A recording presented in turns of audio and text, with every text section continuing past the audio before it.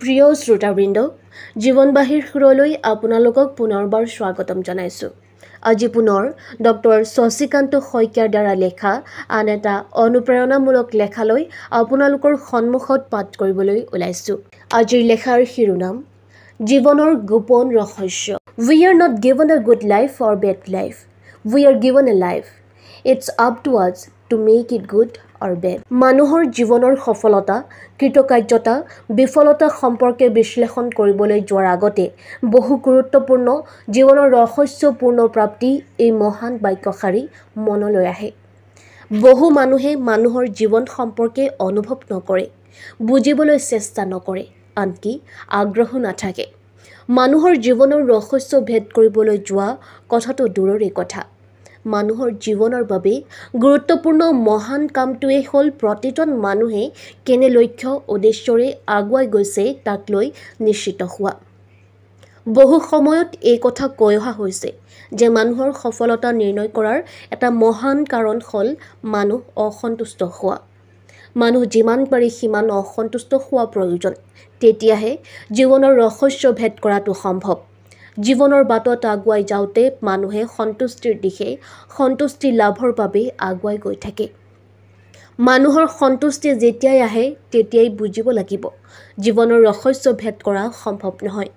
মনত ৰখা প্ৰয়োজন মানুহ অসন্তুষ্ট হৈ থকালৈকে জীৱনৰ মাদকতা, যন্ত্ৰণা, বিষাদ আৰু জীৱনৰ মাধুৰ্য অনুভৱ কৰিব পাৰে। দৰাচলতে মানুহৰ মনত সৃষ্টি হোৱা অসন্তুষ্টিয়ে মানুহক জীৱনৰ বিষয়ে ভালদৰে গভীৰভাৱে উপলব্ধি কৰাত সুযোগ দিয়ে। অসন্তুষ্ট মানুহে জীৱনক আৱিষ্কাৰ কৰিব পাৰে, জীৱনৰ বিষয়ে অনুভৱ কৰিব পাৰে। সেয়ে কোৱা হয় জীৱনক আঁতিগুৰি মাৰি বুজিবলৈ হ'লে অসন্তুষ্ট হোৱাৰ প্ৰয়োজন। জীৱননো কি?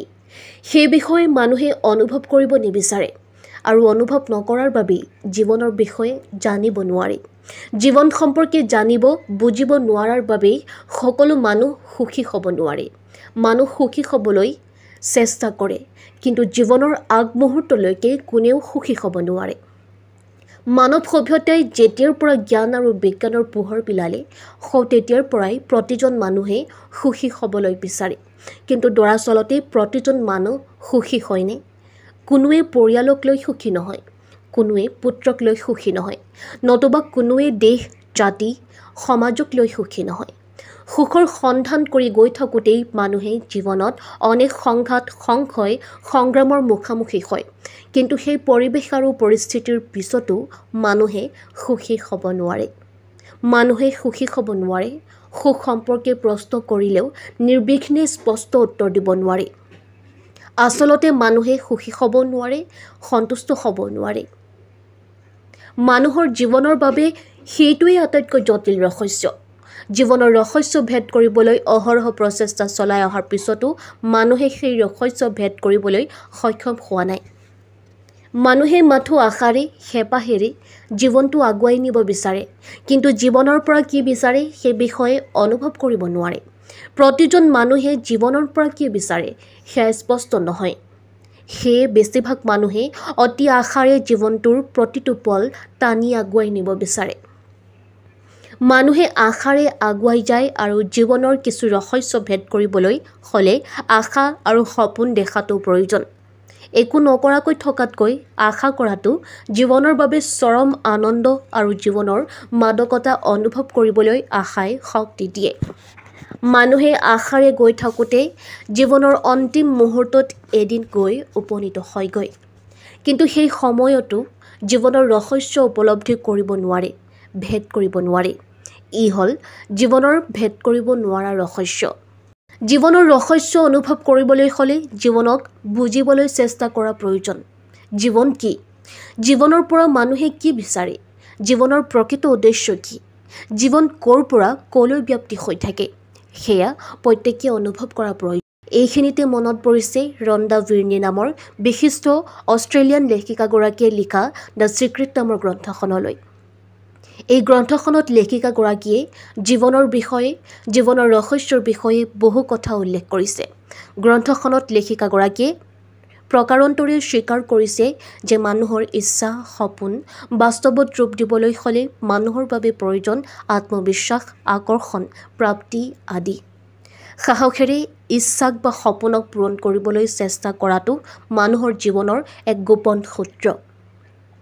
প্ৰাচুৰ্যতাৰ মাজত এনে অনুভৱ কৰা প্ৰয়োজন যি প্ৰাচুৰ্যতাই মানুহক বাৰে বাৰে আকৰ্ষণ কৰিব পাৰে, বাৰে বাৰে ওচৰ চপাই আনিব পাৰে। মানুহৰ চিন্তাৰ বিশালতা, চিন্তাৰ শক্তি আৰু দৰ্শনে মানুহৰ জীৱনক উৰ্বৰ কৰিব পাৰে। সেই উৰ্বৰতা নিজৰ মনৰ মাজত সৃষ্টি কৰিবলৈ গোপনে নিজেই সজাগ আৰু সচেতন হোৱাৰ প্ৰয়োজন। গ্ৰন্থখনত আমোদজনকভাৱে এক নতুন চিন্তাৰ খোৰাক দি পাঠকক অনুভৱ কৰিবলৈ কৈছে যে গোপনীয়তাৰ কেতিয়াও কোনো গোপন বুলি ধাৰণা থাকিব নোৱাৰে, যদিও গোপনীয়তাই মানুহক জীৱন দিব পাৰে, জীৱনৰ সাৰাৰ্থ দিব পাৰে।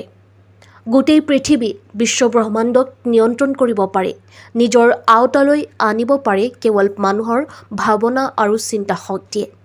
ইয়াতেই নিহিত হৈ থাকে মানুহৰ জীৱনৰ প্ৰকৃত ৰহস্য। মানুহৰ আকৰ্ষণৰ সূত্ৰই নিজৰ জীৱনক হাৰুৱা কৰিব পাৰে, নিজৰ ইচ্ছাক পূৰ কৰিব পাৰে।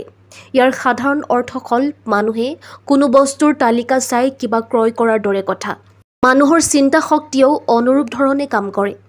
ইংৰাজীত ইয়াকে ল অৱ এট্ৰেকশ্যন বুলি কোৱা হয়। এই গ্ৰন্থখনৰ আটাইতকৈ মূল্যৱান তথা সাৰুৱা কথাষাৰেই হ'ল মানুহৰ চিন্তাই মানুহৰ জীৱন পৰিৱৰ্তন কৰিব পাৰে। জীৱন পৰিৱৰ্তনে মানুহক শক্তি দিয়ে, দক্ষতা দিয়ে, নিশ্চয়তা দিয়ে। শ্ৰোতাবৃন্দ, আপোনালোকৰ সহযোগিতাই আমাক উৎসাহিত কৰিছে। গতিকে আপোনালোকলৈ এটি বিশেষ অনুৰোধ, আপোনালোকে এই ভিডিঅ'টো যিমান পাৰে শ্বেয়াৰ কৰিবলৈ নাপাহৰে যেন। জীৱনৰ তথা সংসাৰৰ প্ৰতিটো কাৰ্য, পদাৰ্থ, সামগ্ৰীয়েই পৰিৱৰ্তনশীল। প্ৰত্যেকটো পদাৰ্থই পৰিৱৰ্তনশীল, প্ৰত্যেকটো সৃষ্টিয়েই পৰিৱৰ্তনশীল। প্ৰতি মুহূৰ্তত মানুহ পৰিৱৰ্তন হ'ব পাৰে, জীৱন পৰিৱৰ্তন হ'ব পাৰে। প্ৰতিটো কণা, ধূলিকণা যিহেতু পৰিৱৰ্তনশীল, সেয়ে দ্য ছিক্ৰেট নামৰ গ্ৰন্থখনত লেখিকাগৰাকীয়ে অনুভৱ কৰি কৈছে যে মানুহৰ চিন্তা বা ভাৱনাই নিজৰ সপোন, নিজৰ ইচ্ছা সন্তুষ্টিৰ কাষলৈ লৈ যাব পাৰে। যদিও বা কোনো মানুহে জীৱনত কেতিয়াও পূৰ্ণ সন্তুষ্টি, পূৰ্ণ ইচ্ছা, পূৰ্ণ সপোন লাভ কৰিব নোৱাৰে, সেয়া হ'ল জীৱন। গ্ৰন্থখনত কোৱা হৈছে, সোধা, বিশ্বাস কৰা আৰু প্ৰাপ্তি কৰা। ইয়াৰ যোগেদি উপলব্ধি কৰিব পাৰি যে মানুহৰ জীৱনত ইতিবাচক চিন্তাই ভাল কাম বা ভাল চিন্তাৰ প্ৰতি আকৰ্ষণ কৰে। ই এক চিৰশাশ্বত, প্ৰয়োজনীয় বিশ্বজনীন সত্য যেন মধ্যাকৰ্ষণ শক্তি। ভাল চিন্তাই, ভাল কৰ্মই মানুহক তেনে পৰিৱেশৰ প্ৰতি আকৰ্ষিত কৰে, তেনে লক্ষ্যৰ কাষ চাপিবলৈ সহায় কৰে। এনে চিন্তাই মানুহক ইতিবাচক তথা ধনাত্মক শক্তি দিয়ে। স্বাভাৱিকতে এজন মানুহৰ ধনাত্মক চিন্তাই মানুহজনৰ জীৱনৰ গোপন ৰহস্য বুজিবলৈ অৱকাশ দিয়ে। মানুহে কেৱল খাই বৈ পশু পক্ষীৰ দৰে জীয়াই থকাটোৱে জীৱন হ'ব নোৱাৰে। সেই সম্পৰ্কে বিভিন্ন দাৰ্শনিক পণ্ডিত, সমাজ সঞ্চাৰকসকলে বিভিন্ন সময়ত কৈ আহিছে। কোৱা হয়, মানুহৰ জীৱন বিদ্ৰূপাত্মক। সেয়ে মানুহৰ জীৱনত দেখা যায় বিষাদৰ পৰা সুখানুভূতি, নীৰৱতাৰ পৰা শব্দলৈ আৰু আন্ধাৰৰ পৰা পোহৰ। মানুহৰ জীৱনৰ মূল নিৰূপণ কৰিব পৰাটোতেই জীৱনৰ ৰহস্য নিহিত হৈ আছে। যন্ত্ৰণা, বিষাদৰ মাজতে নিজক সলনি কৰাৰ যি প্ৰৱণতা, সেই প্ৰৱণতাই মানুহক জীৱনৰ বিষয়ে জনা বা বুজাত সহায় কৰে। জীৱনৰ ৰহস্য ভেদ কৰাটো যে অতি জটিল, সেয়া প্ৰতিজন মানুহেই বোধকৰো স্বীকাৰ কৰিব। কোনোবা এজনেতো কৈয়ে পেলাইছিল, জীৱনৰ ৰহস্য ইমানেই জটিল যে 7 বাৰ তললৈ নামি যোৱা, 8 বাৰ ওপৰলৈ উঠি যোৱাৰ দৰে। আন কোনোবা এজনে কোৱা মনত পৰে, জীৱনৰ ৰহস্য হ'ল জীৱনৰ প্ৰতিটো মুহূৰ্ত আৰু সময় আনন্দৰে উপভোগ কৰা। জীৱনৰ ৰহস্য ভেদ কৰিবলৈ মানুহে অতীজৰে পৰা চেষ্টা কৰি আহিছে যদিও আজিও সেই ৰহস্য ভেদ কৰিব পৰা নাই। মানুহে বিভিন্ন প্ৰকাৰে জীৱনৰ ৰহস্য কেৱল অনুভৱ কৰিবলৈ চেষ্টা কৰি আহিছে। কোনোৱে হয়তো কৈছে, জীৱনৰ ৰহস্য বুজিবলৈ উচ্চাকাংক্ষাৰ প্ৰয়োজন।